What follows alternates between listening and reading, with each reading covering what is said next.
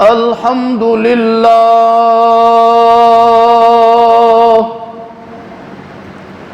الحمد لله نحمده ونستعينه ونستغفره ونؤمن به ونتوكل عليه ونعوذ بالله من شرور أنفسنا ومن سيئات أعمالنا من يهده الله فلا مضل له ومن يضلله فلا هادي له ونشهد أن لا إله إلا الله وحده لا شريك له ونشهد أن سيدنا وسندنا حبيبنا وحبيب قلوبنا شفيعنا وشفاء صدورنا قرتنا وقرة عيوننا مصحوبنا موجودنا ومقصودنا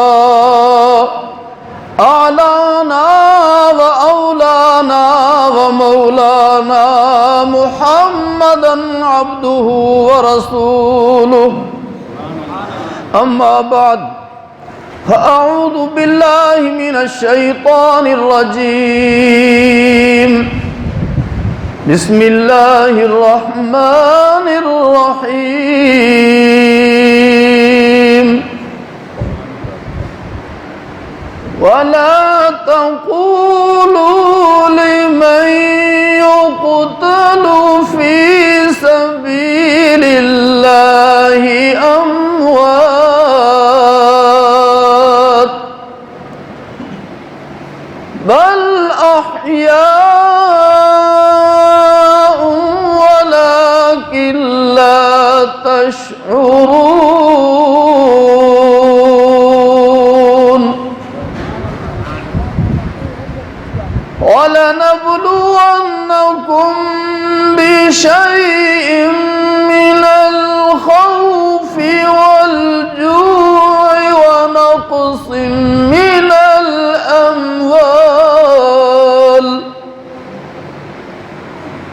ونقص من الأموال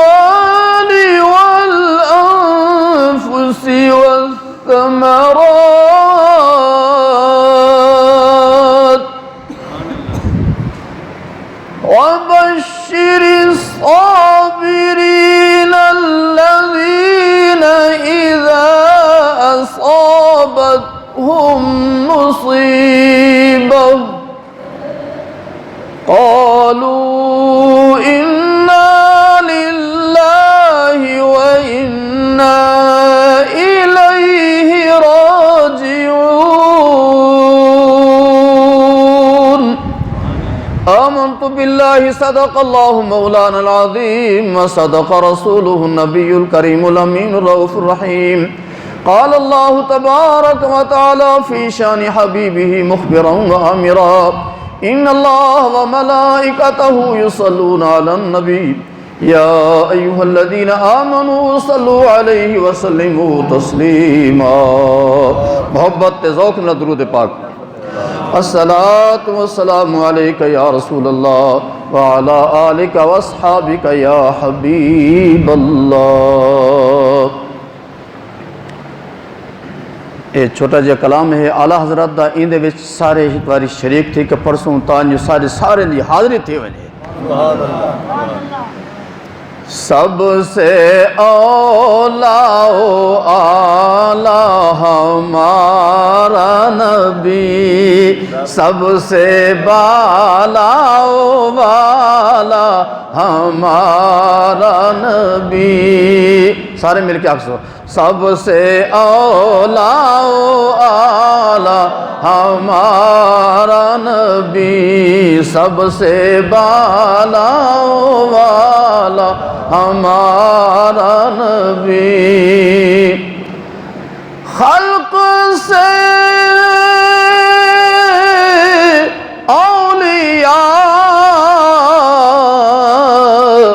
اولیاء سے رسول، خلق سے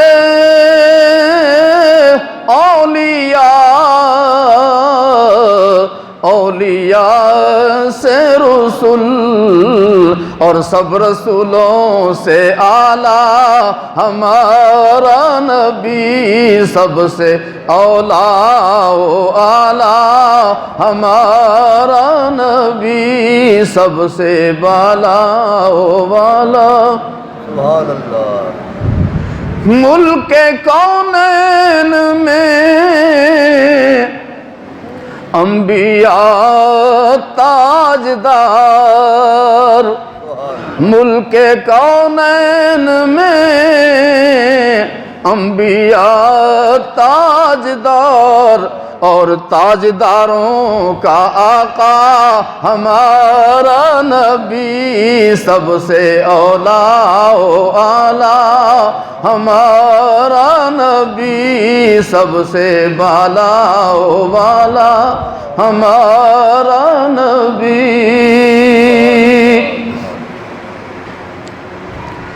عالی حضرات، جناب علامہ مولانا مشتاق احمد صاحب، جناب الحاج حافظ القاری عبد الحمید صاحب، جناب قاری عدنان صاحب، شیر نساء نعت خان حضرات صاحب، اور عشاقان مصطفیٰ، معززین علاقہ، سب کو السلام علیکم۔ اللہ رب العالمین جل مجدہ ارشاد فرماتا ہے، وَلَا تَقُولُوا لِمَن يُقْتَلُ فِي سَبِيلِ اللَّهِ أَمْوَاتٌ، جو اللہ کی راہ میں اپنی جانوں کا نذرانہ پیش کر دے، تم ان کو مردہ نہ کہو، بل احیاء ولکن لا تشعرون،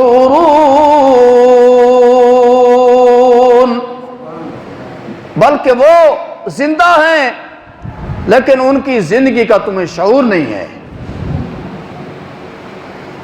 وَلَنَبْلُوَنَّكُمْ بِشَيْءٍ مِّنَ الْخَوْفِ وَالْجُوعِ، اور ضرور ہم آزمائش کریں گے تمہاری، ضرور ہم آزمائش کریں گے، کبھی خوف دے کر اور کبھی بھوک کے ذریعے۔ وَنَقْصٍ مِّنَ الْأَمْوَالِ، اور کبھی ہم آزمائیں گے مال کا نقصان دے کے، اور کبھی ہم آزمائیں گے جانیں لے کر، وَالْأَنفُسِ وَالثَّمَرَاتِ،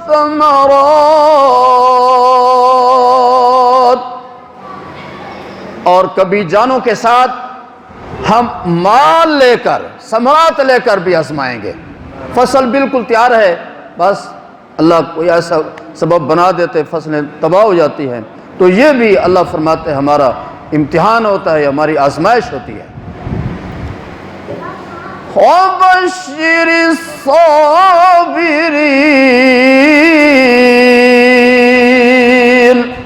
اور خوشخبری سنا دو صبر کرنے والوں کو۔ وہ صبر کرنے والے کیسے لوگ ہیں؟ الذین اذا اصابتهم مصیبہ، اور جب ان کو مصیبت تکلیف پہنچتی ہے تو وہ اللہ کے پیارے صبر کرنے والے کہتے ہیں، اِنَّا لِلَّهِ وَإِنَّا إِلَيْهِ راجعون، بے شک ہم اللہ کے لیے ہیں اور اسی کی بارگاہ میں لوٹ کر جانا ہے۔ تو حضرات، محرم شریف کا مہینہ ایک تاریخی مہینہ ہے، اس میں بڑے بڑے واقعے پیش آئے۔ حضرت آدم علیہ السلام کی توبہ 10 محرم کو ہوئی، اسی طرح جناب سیدنا ابراہیم علیہ السلام چخا سے جب باہر تشریف لائے تو وہ بھی 10 محرم تھی۔ حضرت یونس علیہ السلام 40 دن کے بعد جب مچھلی سے باہر آئے تو وہ بھی 10 محرم تھی۔ اور جناب سیدنا حضرت یونس علیہ السلام اور سیدنا نوح علیہ السلام کی جب کشتی جودی پہاڑ پر ٹھہری تو وہ بھی 10 محرم تھی۔ بڑے بڑے واقعات اس میں محرم میں آئے، 10 محرم میں، لیکن محرم کو جو شہرت ملی تو وہ جناب سیدنا حضرت امام علی مقام امام حسین رضی اللہ عنہ کے واقع کربلا کے بعد یہ ملی۔ ویسے یہ مہینہ بڑا تاریخی مہینہ ہے، تو 10 تاریخ کو خاص کر یہ معاملات پیش آئے۔ اللہ کریم جانتا تھا کہ لوگ میرے ولی کا انکار کریں گے، میری ولی کی 11ویں نہیں مانیں گے، اللہ نے واقعہ ایسے بنا دیے ہیں۔ اب قربانی جو ہم کرتے ہیں وہ کون سا دن ہوتا ہے؟ قربانی سب مسلمان کرتے ہیں، دن کون سا ہوتا ہے؟ 10 ذی الحجہ اور رات 11ویں۔ بھئی ایک دن تو اللہ نے ایسا بنا دیا نا کہ کوئی 11ویں کرے نہ کرے، قربانی والے دن سب کے لیے قربانی، بھئی 11ویں کرو قربانی بھی کرو۔ بات سمجھے کہ نہیں؟ تو یہ 10 محرم شروع سے تاریخی دن چلا آ رہا ہے، لیکن جناب سیدنا حضرت امام حسین رضی اللہ عنہ جو قربانی دی ہے تو اس کے بعد پھر اس مہینے کو بہت بڑی شہرت ملی۔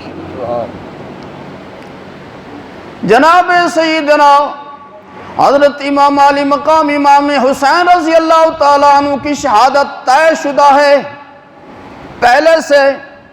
حضرت ام فضل رضی اللہ تعالیٰ عنہ ارشاد فرماتی ہیں، میں نے خواب دیکھا، وہ خواب میں نے اللہ کے پیارے حبیب صلی اللہ علیہ وسلم کے سامنے پیش کیا، آپ کو خواب سنایا۔ میں تو بہت پریشان تھی، لیکن آپ نے مجھے خوش فرما دیا۔ خواب یہ تھا، فرماتی ہے میں نے خواب یہ دیکھا ہے کہ آپ کے جسم سے گوشت کا ٹکڑا اڑا میری گود میں آ گیا۔ آقا صلی اللہ علیہ وسلم نے ارشاد فرمایا، اے ام سلمہ، یہ تمہارا خواب اچھا ہے، اس طرح ہوگا میری شہزادی بیٹی جناب سیدہ طیبہ طاہرہ حضرت فاطمہ رضی اللہ تعالیٰ عنہ کو اللہ کریم بیٹا عطا فرمائے گا، وہ تمہاری گود میں آئے گا۔ تو وہ ارشاد فرماتی ہیں ایسا ہی ہوا جیسے آپ نے ارشاد فرمایا تھا، اللہ نے شہزادی کو بیٹا حسین عطا فرمایا، وہ میری گود میں آیا، اور پھر میں آپ کو اٹھا کے، یعنی جناب سیدنا امام علی مقام رضی اللہ عنہ کو اٹھا کے تو حضور کی خدمت میں لے آئی۔ جب سرکار نے دیکھا اپنے اس نواسے کو تو آپ کی آنکھوں سے آنسو اتر آئے۔ آپ فرماتے میں نے عرض کیا یا رسول اللہ یا حبیب اللہ، لوگ نواسوں کو دیکھتے ہیں خوش ہو جاتے ہیں، آپ کی آنکھوں سے آنسو ظاہر ہو گئے، وجہ کیا ہے؟ تو ارشاد فرمایا یہ شہزادہ مجھے بہت اچھا لگتا ہے، اس سے مجھے بہت پیار ہے، لیکن جبریل علیہ السلام نے مجھے یہ خبر دی ہے کہ اس شہزادے کو آپ کی امت شہید کر دے گی۔ ابھی آپ کا بچپنا تھا، شیر خارگی کا زمانہ تھا، اس وقت آپ صلی اللہ علیہ وسلم نے یہ خبر ارشاد فرمائی کہ آپ، اصل میں بات یہ ہے کہ ڈاکٹر جب کسی کو خون کی بوتل لگاتے ہیں، مریض کو خون دینا ہوتا ہے تو پہلے وہ چیک کرتے ہیں کہ اس کا نمبر کون سا ہے، اے ہے، اے پازیٹیو ہے، بی ہے، سی ہے، جو بھی نمبر ہوتا ہے وہ لگاتے ہیں۔ تو اسلام کمزور ہو گیا، دین جب کمزور ہو گیا، اب اس کو بھی خون کی ضرورت تھی، لیکن ہر خون اس کے نمبر پر نہیں آتا تھا۔ اسلام دین اس کی بقا ضروری تھی، تو وہ پاکیزہ خون ضرورت تھا، اور وہ پاکیزہ خون جو تھا امام حسین اور آپ کی آل کا خون تھا، جس کی وجہ سے اسلام کو طاقت ملی، دین کو قوت ملی۔ آج مسجدیں پھر آباد ہیں، اذانیں ہو رہی ہے، قرآن کی تلاوت ہو رہی ہے، سجدے ہو رہے ہیں۔ یہ برکت ہے جناب سیدنا امام حسین رضی اللہ تعالی عنہ کے اس عمل کی، وہ جو آپ نے قربانی دی ہے۔ اس لیے کہتے ہیں اس کی ہمت پر علی شیر خدا کو ناز ہے، اس کی ہمت پر علی شیر خدا کو ناز ہے، اس نواسے پر محمد مصطفیٰ کو ناز ہے۔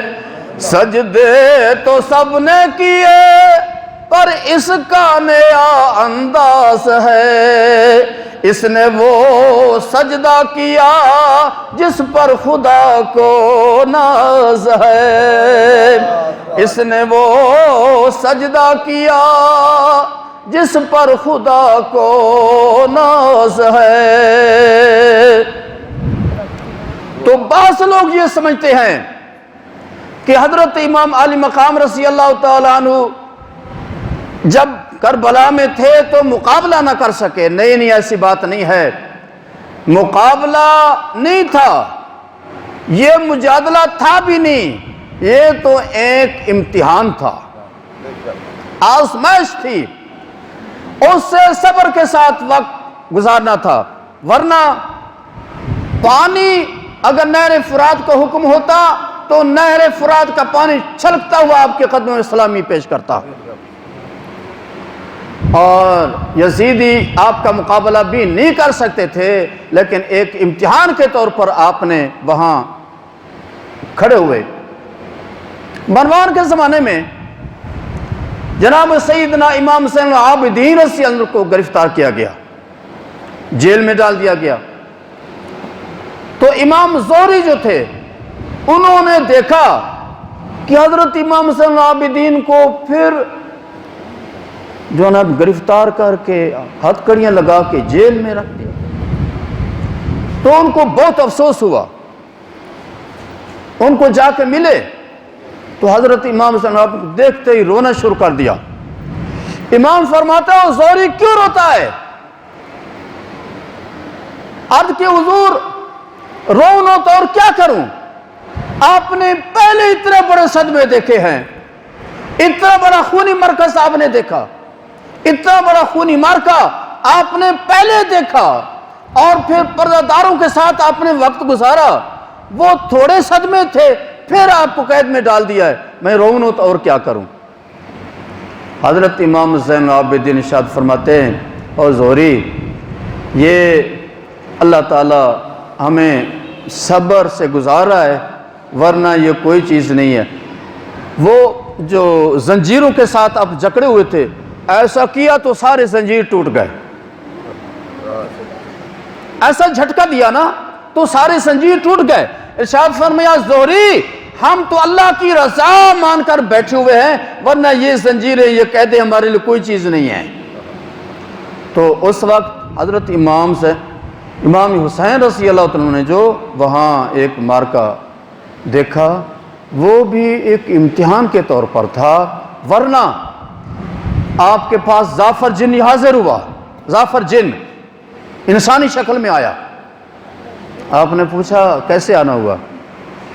کہتے حضور میں آپ کے ابا حضور حضرت علی کا مرید ہوں، پیار ہے، آپ سے محبت ہے، آج کوفیوں نے وعدہ خلافی کی ہے، تو میں چاہتا ہوں کہ میں آپ کی طرف سے آج کوفیوں کو جواب دے دوں۔ انہوں نے کتنی جو ہے نا وہ نمک حرامی کیا اور کتنے بڑے جھوٹ بولے ہیں، آپ کو جھوٹ بول بول کے آپ بلایا ہے اور اب یہ حالت کر دی ہے، آپ مجھے اجازت دیں۔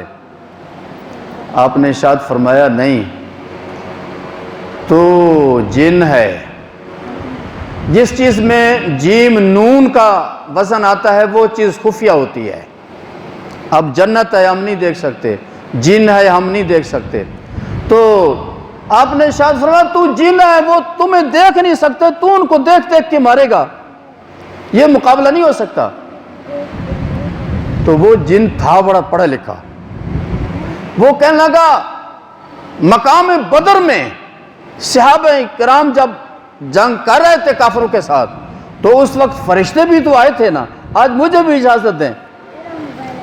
تو حضرت امام علی مقام ارشاد فرماتے ہیں وہ اور موقع تھا، آج ہمارا امتحان ہے، آزمائش ہے، ہم نے اس سے گزرنا ہے، تمہیں اجازت ہے آپ لوگ چلے جاؤ، ہم نے آپ کی محبت دیکھ لی، آپ کی عقیدت ہم سے ہے اور سچی عقیدت ہے، ہمیں یقین ہے، لیکن بات یہ ہے کہ اس کی اجازت تمہیں نہیں ملتی کہ ہم۔ بہرحال وہ چلا گیا۔ اس کے بعد جہاں بیبیوں کے مقدس لوگوں کے خیمے تھے وہاں خندق کھود کے آگ لگا دی گئی تھی تاکہ یزیدی وہاں قریب نہ جائیں۔ تو ایک مالک بن عروہ بدبخت انسان، وہ جناب سیدنا امام حسین رضی اللہ عنہ کی طرف متوجہ ہو کے کہنے لگا او حسین، وہاں سے پہلے ہی آپ نے آگ جلا دی ہے۔ مقصد یہ تھا آپ کو تانا دینے کے لیے اس نے بکواس کی کہ وہ جہنم کی آگ سے پہلے یہ آگ بھی آپ نے دنیا میں جلا دی ہے۔ حضرت امام حسین رضی اللہ عنہ یہ بات اس کی ناگوار گزری، ایسے آسمان کی طرف دیکھا، عرض کی مولا ہم تو آزمائش میں ہیں، لیکن اس نے ایسی گندی گفتگو کی ہے، اس کو اسی دنیا میں آگ کی سزا دے دے اور جو وہ جہنم والی سزا ہوگی وہ تو اس کو ہوگی، اس میں بھی یہ بھی دیکھ لے۔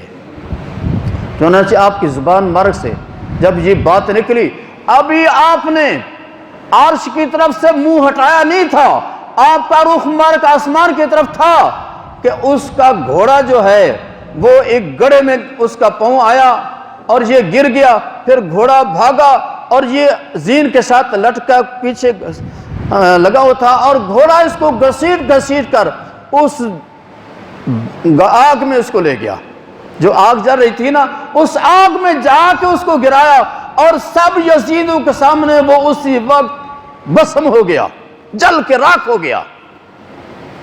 اسی طرح ایک اور آدمی تھا، اس نے کہا حسین دیکھو نہر فرات ٹھاٹھے مار رہی ہے، لیکن ہم آپ کو ایک گھونٹ بھی پانی نہیں پینے دیں گے۔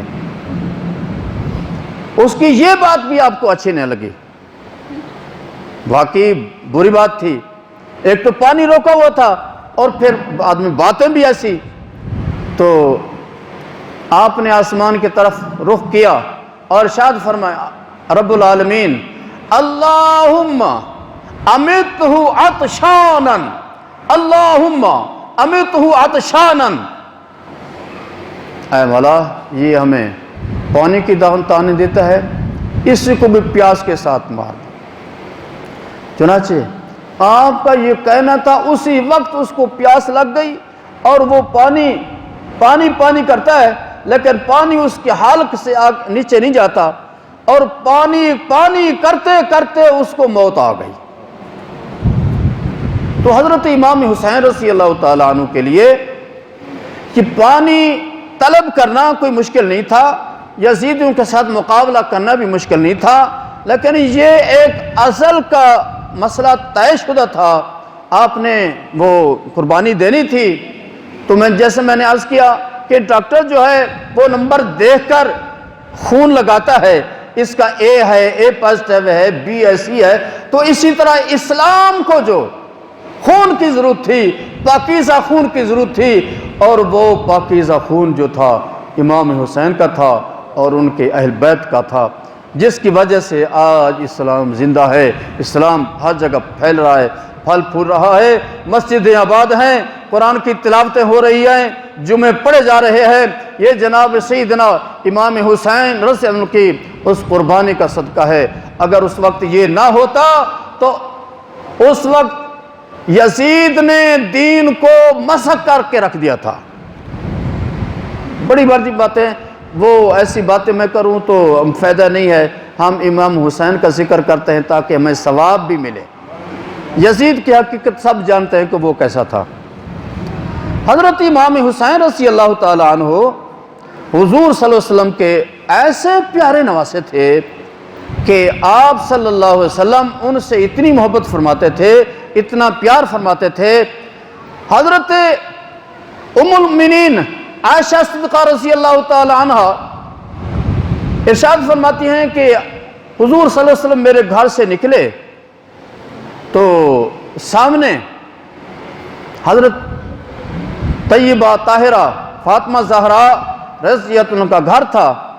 اس کے آگے سے جب گزرے تو آپ نے آواز سنی کہ حسین رو رہا ہے، حسین رو رہا ہے۔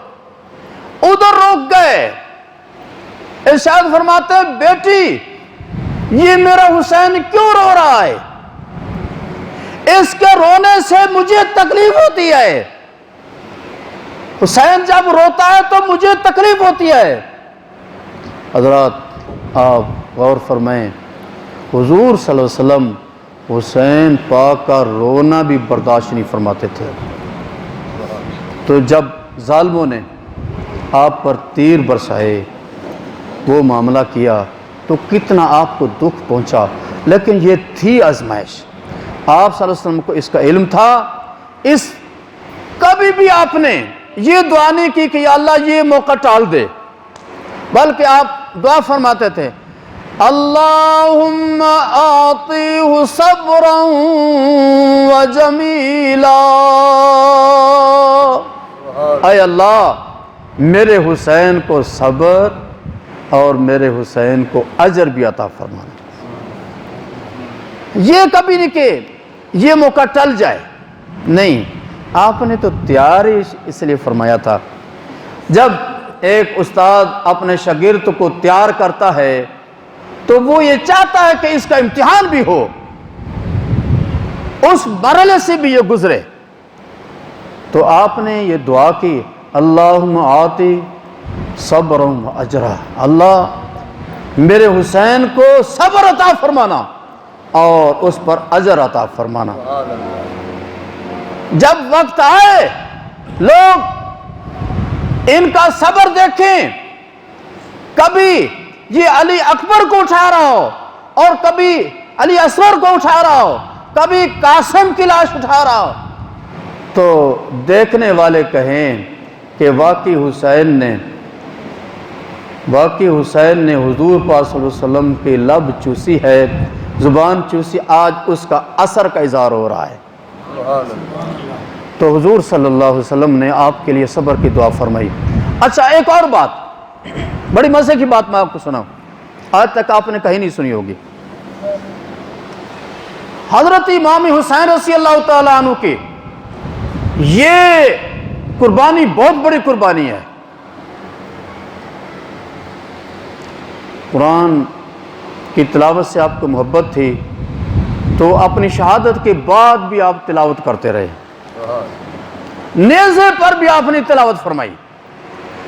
سروں کا ذکر آتا ہے کہ نیزے پر آپ نے تلاوت کی، فلاں جگہ تلاوت فرمائی، بہت مقامات پر آپ نے تلاوت فرمائی، لیکن ہاتھ، حضرت امام حسین کے ہاتھ کا ذکر نہیں آتا ہے۔ تاریخ والے امام حسین کے ہاتھوں کا ذکر نہیں کرتے۔ اللہ نے آپ کے ہاتھ ایسے چھپا دیا، ایسے اٹھا لیے، کہیں ایسا نہ ہو کہ کٹے ہوئے ہاتھ حسین اس کے پاس، یزید کے پاس آ جائے اور وہ کہے اچھا زندہ تو نہیں ملا، اب ہاتھ میرے ہاتھ اب میں اسے بیعت لے لیتا ہوں۔ ہاتھ چھپا لیے۔ اللہ نے امام حسین کا ایسا پردہ رکھا اور ایسی اس کی طرف تعریف فرمائی کہ یزید کو ہاتھ دیکھنے تک موقع نہیں دیا، ہاتھ دیکھنے کا موقع نہیں دیا۔ تو حضرت امام حسین رضی اللہ تعالی عنہ کون ہیں؟ بے مثل ہے کنبہ حسین کا، بے مثل ہے کنبہ حسین کا، سلطان دو جہاں ہے نانا حسین کا۔ تو اس شہادت سے حضرت امام علی مقام رضی اللہ عنہ نے ہمارے لیے سبق چھوڑا ہے کہ مشکلات تو آتی رہتی ہے۔ حضرت انسان اس دنیا میں جب آیا تو اس کے لیے خوشیاں کم ہیں، پریشانیاں زیادہ ہیں۔ اس دنیا میں پریشانیاں زیادہ ہیں، دکھ زیادہ ہیں، تکلیفیں زیادہ ہیں، خوشی کے لمحات انتہائی کم ہیں۔ تو یہ بتایا کہ مشکلات تو آتی رہتی ہیں، انسانوں کے لیے مشکلات ہیں، پریشانیاں انسان کے لیے ہیں، لیکن جب ایسا وقت آ جائے تو پھر صبر کے ساتھ وہ وقت گزارنا ہے۔ اور جب دین پر کوئی ایسا وقت آئے، دین پر، اسلام پر مشکل وقت آئے، تو پھر میری مثال اپنے سامنے رکھنی ہے۔ دیکھو حضرت طیبہ طاہرہ، حضرت فاطمہ زہرا رضی اللہ عنہ، گھر مبارک جو ہے وہ کتنا بڑا دربار ہے،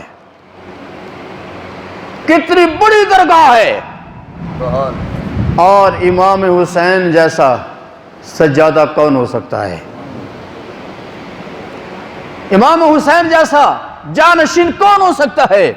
لیکن جب دین پر، اسلام پر وقت آیا تو امام حسین رضی اللہ عنہ نے اور تو اور مدینہ شریف بھی چھوڑ دیا۔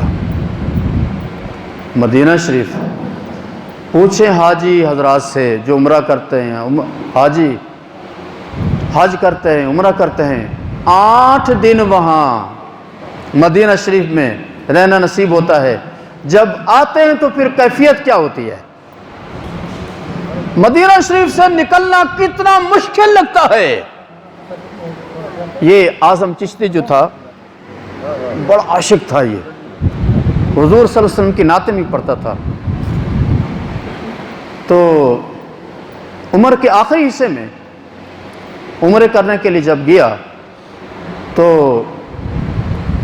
ویل چیئر پر واپس جانا ہے، تو اپنے خادم سے کہا کہ میری ویل چیئر کو پیچھے سے کھینچنا کہ میرا رخ جو ہے مدینہ شریف کی طرف رہے، میرا رخ، میرا منہ مدینہ شریف روضہ پاک کی طرف رہے۔ اس نے ایسا ہی کیا، یعنی پیچھے سے اس کو ویل چیئر کو کھینچا، پیچھے لے گیا، لیکن پھر بھی اعظم چشتی کہتا ہے روضہ پاک سے پیچھے ہٹنا کتنا مشکل ہے، جان نکلتی ہے۔ حاجی عمرہ کرنے والے 8 دن رہیں تو اس کے بعد مدینہ شریف سے باہر آنا مشکل ہو جاتا ہے، تو وہ حسین جس نے ساری زندگی مدینہ شریف میں گزاری ہے، ان کے لیے وہ شہر مدینہ شریف چھوڑنا کتنا مشکل تھا، لیکن دین کی خاطر اس سجادے نے، اس جانشین نے وہ مدینہ شریف بھی چھوڑا۔ تو ہمارے لیے یہ سبق چھوڑا کہ جب مشکل وقت آ جائے تو سجادگی کا خیال نہیں کرنا، اپنے جانشین ہونے کا خیال نہیں کرنا، میدان میں آ کے دین کے تحفظ کے لیے، اسلام کی حفاظت کے لیے ہر کوشش کرنی ہے۔ تو جناب سیدنا امام حسین رضی اللہ عنہ کی شان و عظمت کون بیان کر سکتا ہے؟ حضور صلی اللہ علیہ وسلم خطبہ ارشاد فرما رہے تھے، خطبہ ارشاد فرما رہے ہیں، تو دونوں شہزادے، بچپن ہے، آہستہ آہستہ جو ہے نا وہ آ رہے ہیں، زمین بھی ہموار نہیں تھی، تو کبھی گرتے کبھی کھڑے ہو جاتے، کبھی گرتے کبھی کھڑے ہو جاتے۔ تو آپ صلی اللہ علیہ وسلم نے خطبہ ارشاد فرماتے ہوئے دیکھ لیا، خطبہ چھوڑ کے دونوں شہزادوں کے آ کے اٹھایا، اپنی گود میں رکھ دیا، اور پھر فرمایا میرے رب کا ارشاد سچا ہے، انما اموالکم اولادکم فتنہ، کہ مال اور اولاد جو ہے یہ آزمائش ہیں۔ اب مجھ سے یہ برداشت نہیں ہو رہا تھا کہ میرے شہزادے یہ گرتے پڑتے رہے، میں نے جلدی ان کو اٹھا لیا۔ اور پھر ایک موقع ایسا بھی آیا کہ حضور صلی اللہ علیہ وسلم نماز پڑھ رہے تھے، سنیں، آقا صلی اللہ علیہ وسلم نماز پڑھ رہے ہیں، جب سجدے میں گئے تو جناب سیدنا امام حسین رضی اللہ تعالیٰ عنہ نانا جان کی پشت پر بیٹھ گئے، آپ نے سجدے کو دراز فرما دیا، بیٹھے رہے، اپنی مرضی سے جب نیچے اترے تو آپ صلی اللہ علیہ وسلم اپنے سجدے سے سر اٹھایا، طویل سجدہ ہو گیا تھا۔ صحابہ کرام عرض کرتے ہیں یا رسول اللہ، یا حبیب اللہ، آج کوئی وحی نازل ہو گئی تھی یا کیا معاملہ پیش آیا تھا، آپ نے اتنا بڑا سجدہ فرمایا، بہت طویل سجدہ ارشاد فرمایا ہاں وحی تو نہیں آئی تھی، لیکن میرا نواسا کھیلتے کھیلتے جب آیا تو وہ میں سجدے میں تھا اور وہ میرے پشت پر بیٹھ گیا، تو میں نے مناسب نہیں سمجھا کہ میں اس کو گرا کے سجدے سے سر اٹھاؤں۔ اچھا، ایک مسئلہ یہ بھی سمجھتے جائیں، بعض لوگوں نے اپنی کتابوں میں یہ لکھ دیا ہے کہ اگر نماز میں گدے کا کسی اور رسیل چیز کا خیال بھی آ جائے تو نماز ہو جاتی ہے، لیکن حضور صلی اللہ علیہ وسلم کا خیال آ جائے تو نماز نہیں ہوتی۔ ایسی گستاخانہ عبارت بھی لکھی ہے۔ تو یہ روایت ثابت کرتی ہے کہ اگر حضور صلی اللہ علیہ وسلم نماز پڑھ رہے ہیں، آپ کی پشت پر امام حسین بیٹھ گئے اور ان کا خیال کرتے ہوئے آپ نے سجدہ طویل فرما دیا تو آپ کی نماز میں فرق نہیں آیا، اور مسلمان، آپ کا غلام، آپ کا امتی اگر نماز پڑھتے ہوئے الصلاۃ والسلام علیک یا رسول اللہ پڑھتے ہوئے آپ کا تصور کرے تو اس کی نماز مکمل ہوتی ہے، خراب نہیں ہوتی۔ بلکہ امام غزالی رحمۃ اللہ علیہ ارشاد فرماتے ہیں اپنی احیاء میں، ارشاد فرماتے ہیں جب تم الصلاۃ والسلام علیک یا رسول اللہ، وہ السلام علیک ایھا النبی نماز میں پڑھو تو پھر تصور کرو کہ مدینے والا ہمارا یہ سلام سن رہا ہے، مدینے والا ہمارا یہ سلام سن رہا ہے۔ تو حضرات، امام حسین رضی اللہ عنہ کی قربانی ہمارے لیے بہت سبق چھوڑ گئی ہے۔ آخری وقت تھا، یزید اپنی مکمل تیاری کے ساتھ خنجر ہاتھ میں ہے، تو امام ارشاد فرماتے ہیں یزید مجھے پتہ ہے تمہاری تیاری مکمل ہے، لیکن مجھے 2 رکعت نماز پڑھ لینے دو۔ یزید کہنا ابھی نماز کا ٹائم ہے۔ آپ نے فرمایا بکواس بند کر، 4 سال سے میں نے نماز شروع کی ہے، 4 سال سے میں نے تلاوت شروع کی ہے، اس وقت سے لے کے آج تک نہ نماز قضا ہوئی ہے نہ تلاوت قضا ہوئی ہے۔ نماز بھی ہمیشہ پڑھتا ہوں اور تلاوت بھی ہمیشہ کرتا ہوں۔ آپ نے اس وقت میں، مشکل وقت میں نماز پڑھ کے ہمارے لیے عبرت کے یہ سبق چھوڑ دیا کہ بھائی مشکل سے مشکل وقت بھی آ جائے تو نماز نہیں چھوڑنی ہے، اس لیے کہ تمام فرائض میں سے افضل ترین فرض نماز ہے۔ اس لیے کہ جب بندہ نماز پڑھتا ہے تو نماز اللہ کا فرض بھی ادا کرتا ہے، اور پھر اس میں احمد کی مشق بھی ہوتی ہے۔ مثلا ایک بندہ نماز کے لیے کھڑا ہو گیا، قیام کر رہا ہے، ہم اس کو دیکھتے ہیں کہ یہ نماز پڑھ رہا ہے، قیام کر رہا ہے، ہمیں اس کا قیام نظر آتا ہے، لیکن رب العالمین خوش ہوتا ہے کہ میرے بندہ نے نماز پڑھ کے میرے احمد کی الف بن کر مجھے دکھا دیا ہے۔ پھر نماز کی حالتیں بدلتی رہتی ہیں، قیام سے رکوع میں گیا، ہمیں تو اس کا رکوع نظر آتا ہے، لیکن رب العالمین خوش ہوتا ہے کہ میرا بندہ میرے احمد کی ہاں بنا ہوا ہے۔ اس طرح حالتیں تبدیل ہوتی رہتی، صورت شکلیں تبدیل ہوتی رہتی ہیں، منزلیں طے ہوتی رہتی ہیں۔ وہ بندہ نماز میں سجدے میں چلا جاتا ہے، ہمیں اس کا سجدہ نظر آتا ہے، لیکن میرا رب خوش ہوتا ہے کہ میرا بندہ میرے احمد کی میم بنا ہوا ہے۔ پھر اسی طرح نمازی نماز پڑھتے ہوئے آخری منزل میں آ جاتے ہیں، اس میں آخری حالت میں آ جاتا ہے، تشہد میں بیٹھ جاتا ہے، ہم کہتے ہیں اب تو نماز پوری ہو رہی ہے اس کی، لیکن رب العالمین خوش ہوتا ہے کہ میرا بندہ میرے احمد کی دال بنا ہوا ہے۔ تو نماز سب سے افضل ترین عبادت ہے۔ امام حسین رضی اللہ عنہ نے یہ ہمارے لیے سبق چھوڑا ہے کہ نماز کو نہیں چھوڑنا ہے۔ اسی طرح پھر تلاوت قرآن پاک، ارشاد فرمایا جب سے میں نے یہ منزل شروع کی ہے، یہ سبق شروع کیا ہے، آج تک اس میں ناغہ نہیں ہوا، بلکہ اپنی شہادت کے بعد بھی حضرت زید بن ارقم رضی اللہ عنہ فرماتے ہیں میں کوفے میں تھا، جب یہ لوگ کوفے میں آئے تو حضرت امام حسین رضی اللہ عنہ کا سر مبارک جو تھا وہ نیزے کے اوپر تھا، اور میں نے سنا آپ تلاوت کر رہے ہیں ان اصحاب الکہف والرقیم کانوا من آیاتنا عجبا، اور حراء کے مقام پر جب پہنچے تو وہاں ایک یہودی بالا خانہ پر بیٹھا ہوا تھا، اس نے جب اس قافلے کو آتا ہوا دیکھا تو اس کی توجہ ادھر ہی ہوگی اس قافلے کی طرف، تو نیچے آیا۔ جب نیچے آیا تو پوچھتا ہے کہ تم کہاں سے آ رہے ہو، کون ہو، کیا ہے؟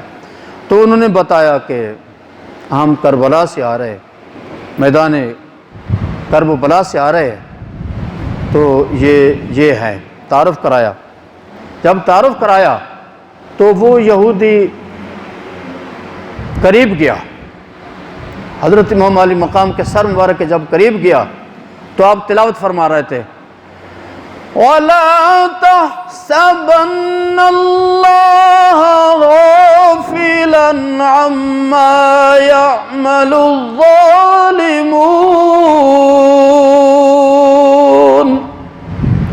کہ یہ لوگ اللہ کو غافل نہ پائیں، جو یہ عمل کر رہے ہیں اللہ کریم دیکھ رہا ہے۔ یہ آپ تلاوت فرما رہے تھے۔ جب اس نے یہ تلاوت سنی تو اس کے دل میں ایمان اوت کر آیا، کلمہ شریف پڑھا، کہا جس کے نواسے کا یہ حال ہے، جسم پتہ نہیں کہاں ہے لیکن سر مبارک کی تلاوت ہو رہی ہے، اس کے ایک ایک قطرے میں جو ہے قرآن رچا بسا ہوا ہے، نانا کا پھر کتنا مقام ہوگا۔ فوری طور پر کلمہ شریف پڑھ لیا اور پھر کہا کہ میں اس قافلے کی دعوت کرتا ہوں۔ یزیدیوں کو اس نے اپیل کی کہ آپ تھوڑی دیر ٹھہرو، ہم جو ہے نا دعوت کرتے ہیں اس قافلے کو، ہمیں یہ موقع دو، لیکن انہوں نے نہ مانا۔ جب نہ مانا تو اس نے مقابلہ کیا، 8 یزیدیوں کو قتل کر کے واصل جہنم کر کے خود بھی شہید ہو گیا۔ یعنی اپنی شہادت کے بعد بھی حضرت امام علی مقام رضی اللہ تعالیٰ عنہ سبق چھوڑتے گئے۔ خاصان حق کا خلق میں رتبہ ہے، خاصان حق کا خلق میں رتبہ بلند ہے، خاصان حق کا خلق میں رتبہ بلند ہے، صابر رہو کہ صبر خدا کو پسند ہے۔ وآخر دعوانا الحمدللہ رب العالمین۔ سلام۔ مصطفیٰ جان رحمت پہ لاکھوں سلام شمع بز میں ہدایات پہ لاکھوں سلام پر مصطفیٰ جان رحمت پہ لاکھوں سلام شمع بز میں ہدایت پہ لاکھوں سلام شمع بز میں ہدایت پہ لاکھوں سلام طیبہ طاہرہ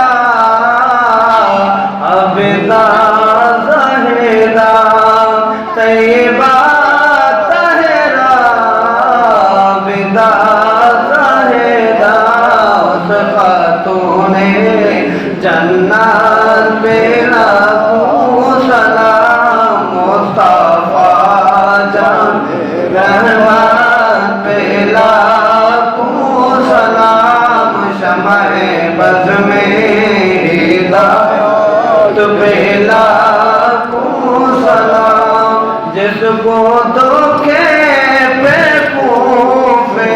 بلایا گیا جس کو بیٹھے بٹھائے رلایا گیا جن کے بچوں کو پیاسا رلایا گیا جن کی گردن پہ خنجر چلایا گیا حسین ابن حیدر پہ لاکھوں سلام مصطفیٰ جان رحمت پہ لاکھوں سلام شمع بز میں ہدایت پہ لاکھوں سلام وہ ہمارے نبی ہم ان کے امتی وہ ہمارے نبی ہم ان کے امتی امتی تیری قسمت پہ لاکھوں سلام مصطفیٰ جان رحمت پہ لاکھوں سلام شمع بز میں ہدایت پہ لاکھوں سلام مجھ سے خدمت کے قدسی گاہیں ہارا مجھ سے خدمت کے قدسی گاہیں ہارا مصطفیٰ جان رحمت پہ لاکھوں سلام شمع بز میں ہدایت پہ لاکھوں سلام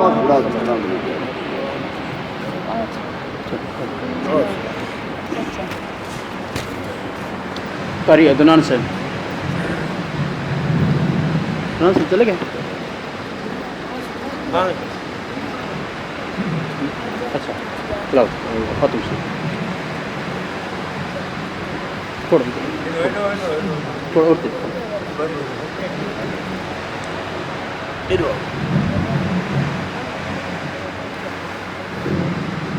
أعوذ بالله من الشيطان الرجيم بسم الله الرحمن الرحيم قل يا أيها الكافرون لا أعبد ما تعبدون ولا أنتم عابدون ما أعبد ولا أنا عابد ما عبدتم ولا أنتم عابدون ما أعبد لكم دينكم ولي دين بسم الله الرحمن الرحيم قل هو الله أحد الله الصمد لم يلد ولم يولد ولم يكن له كفوا أحد بسم الله الرحمن الرحيم قل هو الله أحد الله الصمد لم يلد ولم يولد ولم يكن له كفوا أحد بسم الله الرحمن الرحيم قل هو الله أحد الله الصمد لم يلد ولم يولد ولم يكن له كفوا أحد بسم الله الرحمن الرحيم قل أعوذ برب الفلق من شر ما خلق ومن شر غاسق إذا وقب ومن شر النفاثات في العقد ومن شر حاسد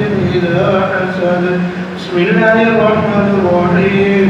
قل أعوذ برب الناس ملك الناس إله الناس من شر الوسواس الخناس الذي يوسوس في صدور الناس من الجنة والناس. بسم الله الرحمن الرحيم. الحمد لله رب العالمين الرحمن الرحيم مالك يوم الدين إياك نعبد وإياك نستعين اهدنا الصراط المستقيم صراط الذين أنعمت عليهم غير المغضوب عليهم ولا الضالين. بسم الله الرحمن الرحيم. ألف لام ميم. ذلك الكتاب لا ريب فيه هدى للمتقين الذين يؤمنون بالغيب ويقيمون الصلاة ومما رزقناهم ينفقون والذين يؤمنون بما أنزل إليك وما أنزل من قبلك وبالآخرة هم يوقنون أولئك على هدى من ربهم وأولئك هم المفلحون. إن رحمة الله قريب من المحسنين. دعواهم فيها سبحانك اللهم وتحيتهم فيها سلام وآخر دعواهم الحمد لله رب العالمين. وما أرسلناك إلا رحمة للعالمين. ما كان محمد أبا أحد من رجالكم ولكن رسول الله وخاتم النبيين وكان الله بكل شيء عليما. إن الله وملائكته يصلون على النبي يا أيها الذين آمنوا صلوا عليه وسلموا تسليما. اللهم صل على سيدنا محمد وعلى آل سيدنا ومولانا محمد وبارك وسلم عليه. سبحان ربك رب العزة عما يصفون وسلام على المرسلين والحمد لله رب العالمين.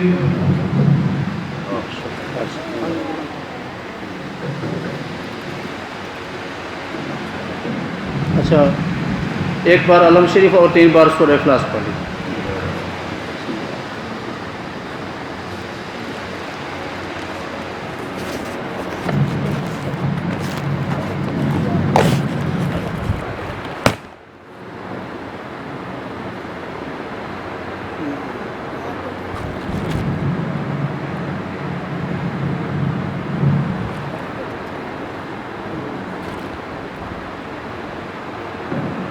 آمین.